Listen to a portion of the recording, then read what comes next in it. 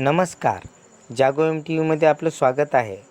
अतिउष्णतेमुळे जलस्रोतावर परिणाम झालेला दिसून येत आहे. ही पैनगंगा नदी जी आता कोरडी झालेली दिसत आहे. काही महिन्यापूर्वी या नदीला पाणी होते, पण अतिउष्णता, वाढतं तापमान बघता ही नदी आता कोरडी झालेली आहे. सर्वत्र पाणलोट क्षेत्र, नाले, ही विहिरी सर्वत्र कोरड्या झालेल्या दिसून येत आहे. या पैनगंगा नदीवर येथील स्थानिक नागरिकांचं जलजीवन आहे. त्यामुळे येथील परिसरातील शेतकरी, नागरिक आणि जनावरे संकटात सापडलेली आहेत.